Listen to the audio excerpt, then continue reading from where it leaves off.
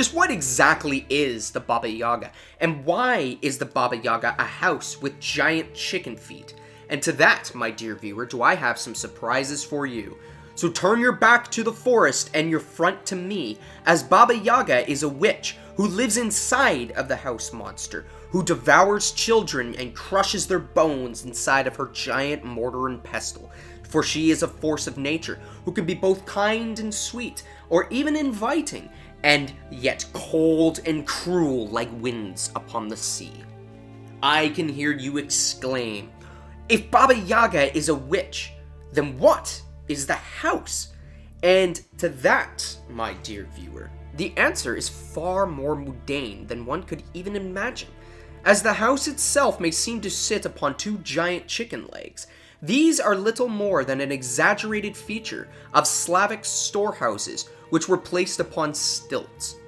Now, these stilts served a practical purpose in keeping the pests away from your stored grain, your stored food, and any other of your supplies. This is a holdover from back when they were steppe nomadic tribes who would store all of their stuff inside of these houses and then take them down and move on to the next area. And so having this house sitting upon these massive chicken legs and having them move is more likely to make Baba Yaga seem more powerful and mystical. Now, Baba Yaga originates from, as we had said before, from the steppe tribes, and as a result are from Slavic oral tradition. Wasn't really made popular until around 1755, when I'm going to be butchering all of these names, half on purpose, half not, by Mikhail Lomonosov, who had referenced Baba Yaga twice, but had spelled it Iaga, with I-A-G-A versus the more well-known Yaga, Y-A-G-A. But what is interesting about this book is that it had compared the Roman gods with their Slavic and Russian counterparts, gave none for Baba Yaga, implying that she was and is fully a Slavic creation, free from Roman influence. But monsters are made to teach, and the best way to learn is through story. And this is why Baba Yaga was used as a teaching mechanism. And inside of her first story that we have written inside of, I'm going to again butcher this name, Vasily Lehiro's 1780 collection of Russian fairy tales, is where we get the first real description of Baba Yaga. And interestingly enough, despite being known as a cannibalistic witch, no one is ever eaten by Baba Yaga in these stories. Many meet a grim fate, but never are ate. This is even going as far back as the late 17th century woodblock printings of Baba Yaga's stories. Now, there may have been stories in the past oral traditions where she did in fact devour the characters, but we will never truly know. Now, inside of the 1780 collection, she is described here as a tall, frail-looking older woman with skinny legs, giving her the nickname Old Bony Legs. She is depicted as terrifying and dangerous, with teeth like tusks and hands like the claws of a bear. She also doesn't travel around in her house, but instead moves around in a giant pestle and mortar that she sweeps to make it fly, and steers using the pestle inside of the mortar. Now, this pestle and mortar, in some traditions, are also shown to move and steer the house itself, and you can only get the house to stop moving by uttering the phrase, little house, turn your back to the forest and your front to me." Now, the most famous tale of Russian folklore would have to be Vasilisa the Beautiful, where a dying merchant's wife bequeaths a doll to their only daughter, Vasilisa, telling her to always keep the doll with her and to feed the doll and ask for its advice should anything happen to the girl. Unfortunately, the mother does pass away, and as time passes on, the father remarries to a widowed woman with daughters of her own. Now, this woman is far from kind and is jealous of Vasilisa's beauty and forces the poor girl to physical work around the house to diminish her allure. Unfortunately, this doesn't tend to work, as Vasilisa matures and her natural charisma could not be snuffed out, while the stepmother and stepsisters grow older and uglier from spite. Now, you may wonder why and how this is possible, for it all comes down to Vasilisa's doll that her mother had bequeathed. For when she fed the doll and it comforted her, it returned the favor and aided the poor girl in her tasks.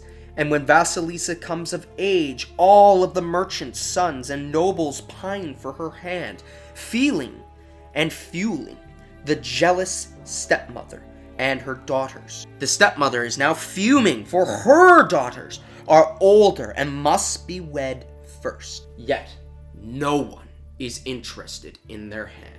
As a result, she moves the family to a new home in the mountainous forest where Baba Yaga resides.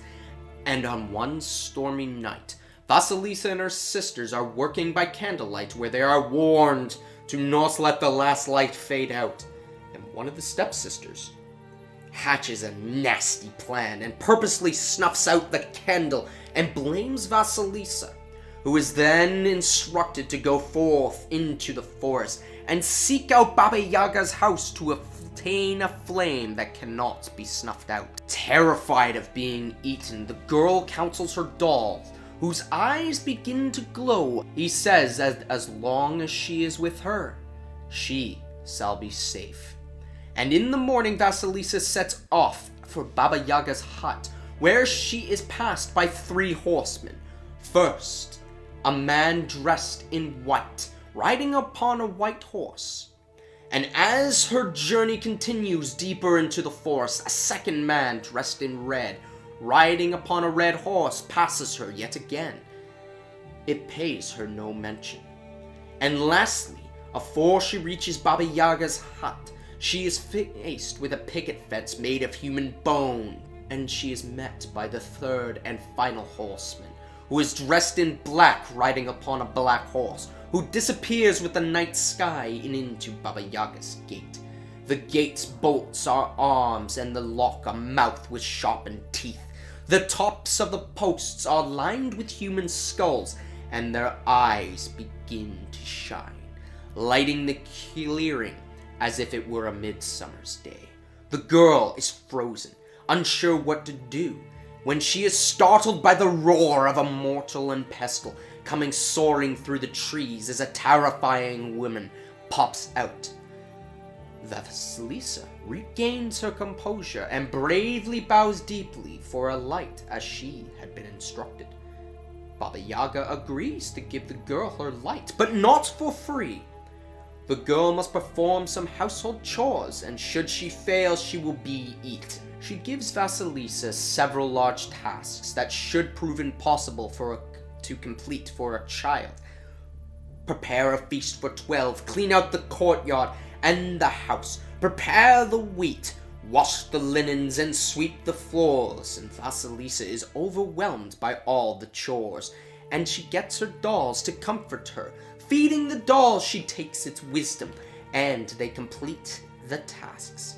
For when Baba Yaga returns, she is surprised that someone can do the tasks to her satisfaction, and in such a short amount of time to boot. So she grants her the light that the girl had sought, but she asks her how she had completed the tasks, and Vasilisa responds that it was with her mother's blessing. And Baba Yaga scoffs at this and pushes the girl out of the house, declaring that there will be no blessings upon her house.